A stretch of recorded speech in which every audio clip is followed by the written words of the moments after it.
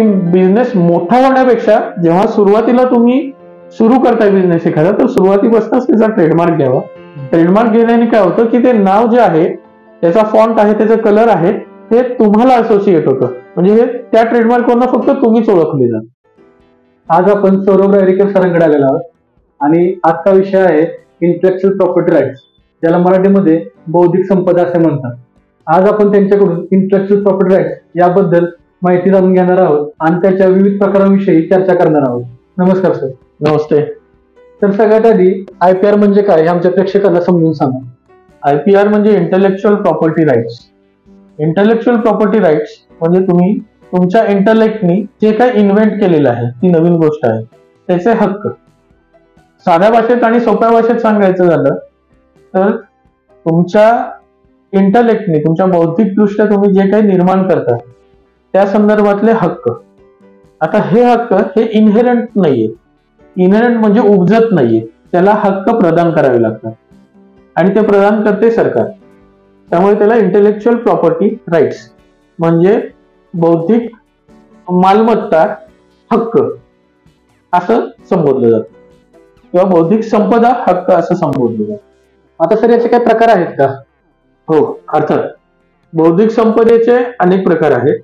त्यातले ग्रॉस म्हणजे जे एकत्र क्लासिफिकेशन गेलेलं आहे, त्यातले प्रकार आहेत ट्रेडमार्क्स, पेटंट्स, कॉपीराइट्स, त्याच्यानंतर designs, integrated circuits and semiconductors, नंतर जॉग्राफिकल इंडिकेशन्स, वन्यजीव किंवा बायोडायव्हर्सिटी म्हणतो आपण त्याला, ते अशा अनेक प्रकार आहेत. आता सर पेटंट म्हणजे काय आमच्या प्रेक्षकांना थोडक्यात सांगा. तुम्ही कुठलंही नवीन इन्व्हेन्शन केलं म्हणजे एखादी नवीन वस्तू ही तुम्ही निर्माण करू शकलात तर त्याला पेटंट मिळेल. आता पेटंट हा इंडस्ट्रियली ऍप्लिकेबल गोष्ट आहे. म्हणजेच काय तर जे इंडस्ट्रीमध्ये जे लागणारी वस्तू आहे, तुमचं पेन पासून, तुमच्या स्टॅपल पिन पासून ते तुमच्या गाडीपर्यंत जे काही नवीन नवीन इन्व्हेन्शन्स येतात, त्यामध्ये जर एखादं इन्व्हेन्शन असं असेल की ते आजपर्यंत वापरलं गेलेलं नाहीये, तर त्यासाठी तुम्ही पेटंट घेऊ शकता. आता पेटंट्स ऍक्ट 1970 हा कायदा भारतात पेटंट्स रेग्युलेट करतो. पेटंट्स रेग्युलेट करतो मगाशी सांगितलं तसं की हा मूलभूत हक्क नाहीये किंवा इनहेरंट राईट नाहीये. त्यामुळे हा कुठल्याही IPRचा हक्क जो आहे हा तुम्हाला सरकारने प्रदान केलेला पाहिजे. मग सरकार प्रदान करते त्याच्यासाठी कायदा आहे, तो आहे द इंडियन पेटंट्स ऍक्ट किंवा पेटंट्स ऍक्ट 1970. आपल्या संविधानाच्या हिशोबाने संविधानामध्ये गोष्टी नमूद केलेल्या आहेत की कुठलाही कायदा हा किंवा कुठलाही हक्क आहे हा कायद्याच्या रूपातच ग्रांट करता येतो म्हणजे प्रदान करता येतो. त्यामुळे पेटंट्स ऍक्ट 1970 हा ऍक्ट भारतामध्ये नवीन इन्व्हेन्शन्स किंवा नवीन काही तुम्ही संशोधन केली तर त्याला इंडस्ट्रियली ऍप्लिकेबिलिटीसाठी म्हणजेच कमर्शियल यूज, तुम्ही मार्केटमध्ये एखादी वस्तू नवीन आणणार असाल जी नवीन आहे, ज्याचं इन्व्हेन्शन नवीन असेल, तर त्या वस्तूसाठी तुम्ही पेटंट घेऊ शकता. पेटंट्स म्हणजे काय तर तुम्ही जे औद्योगिक संशोधन केलेलं आहे त्या संशोधनाला जर ते नवीन असेल म्हणजे त्याच्यात नाविन्यपूर्ण संशोधन असेल तर त्या संशोधनाच्या बेसिसवर तुम्ही जे काही प्रोड्यूस करणार आहे, मॅन्युफॅक्चर करणार आहे आणि जे काही विक्री करणार आहे, मार्केटिंग करणार आहे त्याचे सर्व हक्क हे सरकार तुम्हाला 20 वर्षापर्यंत म्हणजे ज्या दिवशी तुम्ही रजिस्टर केलेलं ऍप्लिकेशन केलेलं आहे त्या ऍप्लिकेशनच्या तारखेपासून 20 वर्षापर्यंत हे फक्त तुम्हीच प्रोड्यूस करू शकता, तुम्हीच मॅन्युफॅक्चर करू शकता किंवा तुम्हीच विकू शकता, असा तुम्हाला एक एक्सक्लुझिव्ह हक्क दिला जातो आणि तो सरकार हक्क देते. त्यामुळे जर कोणी त्या हक्कात बाधा आणली म्हणजे इन्फ्रिंज केलं तर तुम्ही त्याच्यावर ऍक्शन घेऊ शकता, लिगल ऍक्शन घेऊ शकता आणि त्याच्याकडून प्रॉफिट्स पण घेऊ शकता.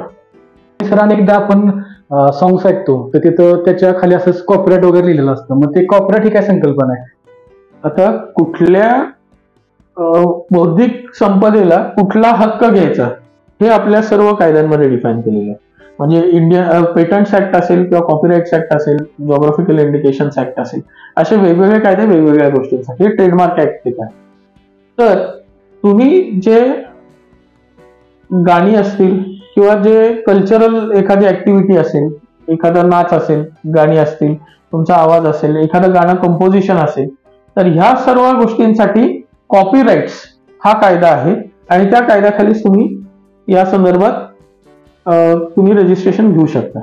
त्याला म्हणलेले literary or dramatic work. Literary म्हणजे जे साहित्यिक काम असेल आणि ड्रॅमॅटिक म्हणजे जे नाटक असतील किंवा जे एनॅक्टमेंट्स असतील किंवा जे स्टेजवर किंवा स्क्रीनवर जे एनॅक्टमेंट, डान्स असेल, नाटक असेल, एखादा डायलॉग असेल, ह्या गोष्टींना ड्रॅमॅटिक म्हणलेलं आहे.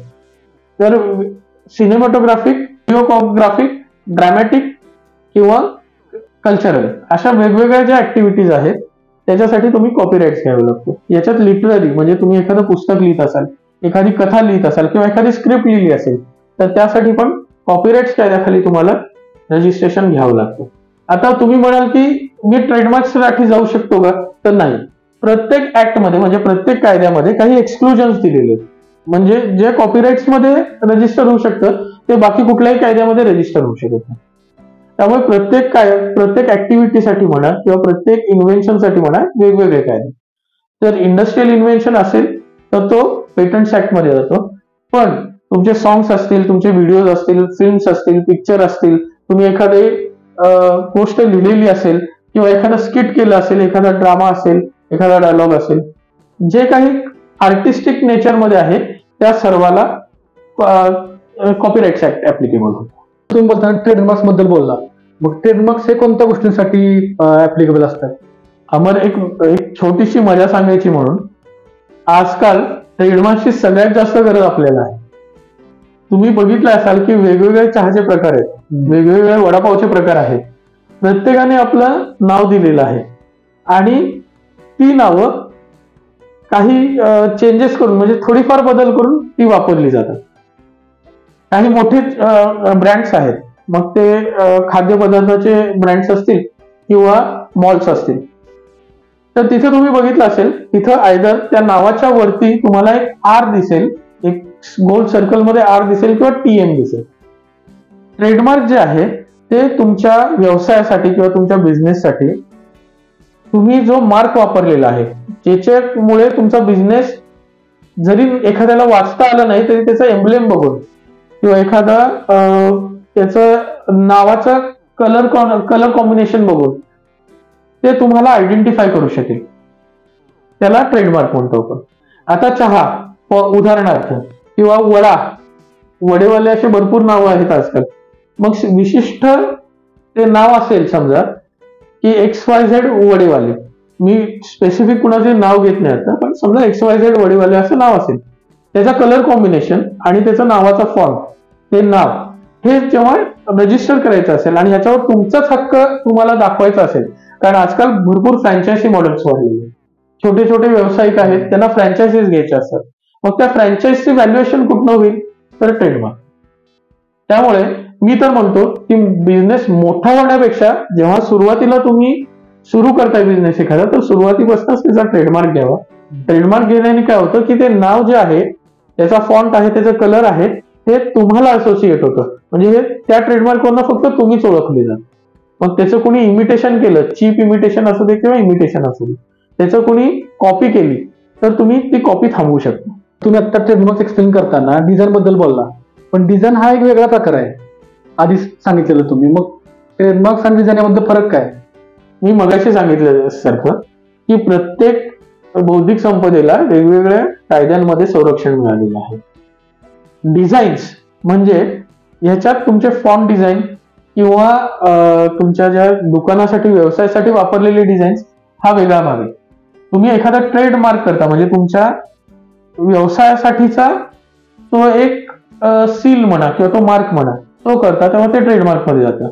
पण मी एखादा नवीन फॉन्ट इन्व्हेंट केलाय, समजा फॉन्टच नवीन इन्व्हेंट केलाय, जसे आपले अनेक फॉन्ट्स आहेत, मराठीतले आहेत, वेगवेगळ्या भाषेतले फॉन्ट्स आहेत, मी माझे डिझायनिंग स्किल्स वापरून तो नवीन फॉन्ट इन्व्हेंट केलेला, किंवा मी एखादी विशिष्ट गोष्ट एखाद्या विशिष्ट प्रकारे डिझाईन केलेली आहे. उदाहरणार्थ मी एखादं किचन आहे त्याचं मी डिझाईन तयार केलेलं आहे आणि ते युनिक डिझाईन आहे, किंवा एखादा आर्किटेक्चरल मार्वल आहे, फॉर एक्झाम्पल एखादी बिल्डिंग आहे, मी त्याचं डिझाईन केलेलं आहे, तर ते डिझाईन्स हे मी ट्रेडमार्क म्हणून फक्त त्या बिल्डिंगसाठीच वापरणारे किंवा इतर वापरू शकत नाही असं नाही. मग त्या बाबतीत आपल्याला डिझाईन ऍक्ट मध्ये रजिस्ट्रेशन घ्यावं लागतं. मग एखादा समजा लोगो डिझाईन करताय तुम्ही, पण तो स्पेसिफिक ट्रेडमार्क साठी नाहीये. उदाहरणार्थ गुगल मॅप्सचा जो लोगो आहे, तो तुम्ही जर बघितला असेल गुगल मॅप्सचा लोगो, तर तो इन्व्हर्टेड वॉटर ड्रॉप आहे. तो इन्व्हर्टेड वॉटर ड्रॉप लोगो आहे, तो गुगल त्यांच्यासाठी वापरते. ते ट्रेडमार्क नाहीये गुगलचं, पण ते डिझाईन आहे. गुगल मॅप्स आयडेंटिफाय करण्यासाठी ते डिझाईन आहे आणि त्याचे कलर कॉम्बिनेशनचे. मग तो ऍस्पेक्ट डिझाईन ऍक्ट मध्ये जाईल.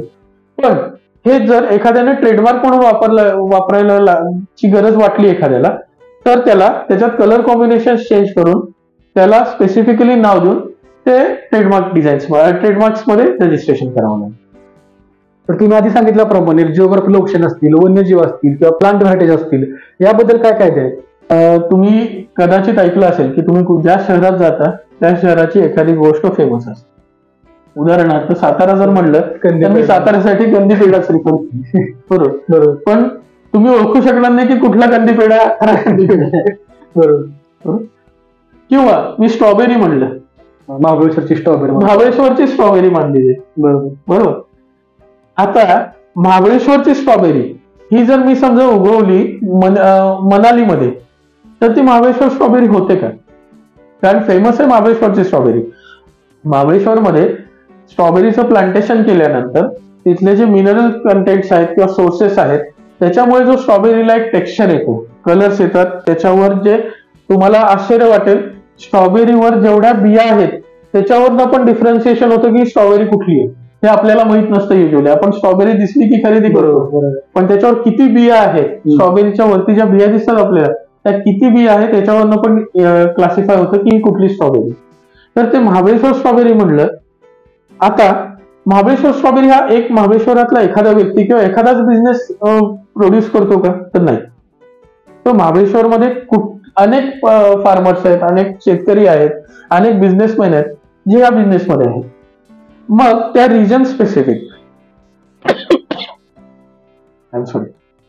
म्हणजेच महाबळेश्वरची स्ट्रॉबेरी ही महाबळेश्वरमध्ये पिकलेली स्ट्रॉबेरी आहे, ही ओळखायची कशी? तर त्याला जॉग्राफिकल इंडिकेशन्स दिलेले आहेत, त्याला जिओ टॅगिंग म्हणतात. म्हणजे काय की महाबळेश्वरची स्ट्रॉबेरी म्हटलं तर ती महाबळेश्वरलाच उगवलेली असली पाहिजे, त्याला काही कॅरेक्टरिस्टिक्स दिलेली. आणि मनालीमध्ये उगवलेली स्ट्रॉबेरी याच्यासाठी महाबळेश्वर स्ट्रॉबेरी म्हणून ते वापरू शकत नाहीत, हे टॅग वापरू शकत नाही. कारण स्ट्रॉबेरी ही महाबळेश्वरचीच खपते.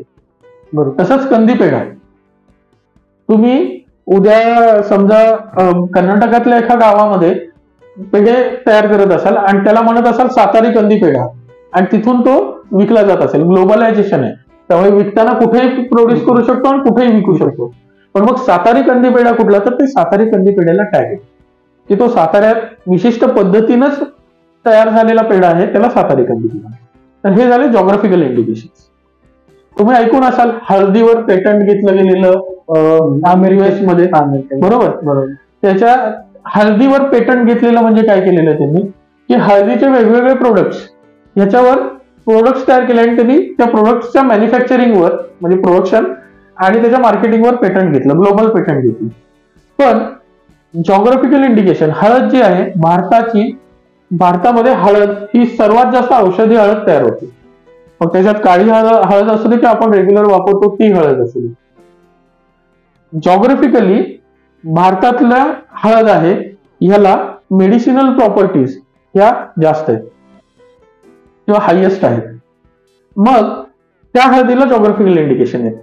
मग ते इंडियन हळद जशी भारतीय हळद असं जर म्हणलं, कारण आपल्या अनेक प्राचीन पुस्तकांमध्ये हळदीचा रेफरन्स कायम येत आलेला आहे आणि हळदीच्या अँटीबॉडीज किंवा अँटीबायोटिक प्रॉपर्टीज ह्या एलिसिडेट केल्या गेलेल्या आहेत आपल्या प्राचीन पुस्तकांमध्ये. त्या मुद्द्यावरून ते जे पेटंट होतं ते ग्लोबल पेटंट स्क्रॅप करून घेतलं. तर त्याला जॉग्राफिकल इंडिकेशन. मग इंडियन हळद किंवा इंडियन टर्मरिक म्हणलं तर ती फक्त भारतात प्रोड्यूस झालेलीच टर्मरिक, त्याला जॉग्राफिकल इंडिकेशन आहे. असेच भाताचे वेगवेगळे प्रकार आहेत. इंद्रायणी, बासमती, बरोबर. इंद्रायणी आहे, बासमती आहे किंवा कोलम आहे. तर आता सातारा जिल्हा हा इंद्रायणी भातासाठी फेमस आहे.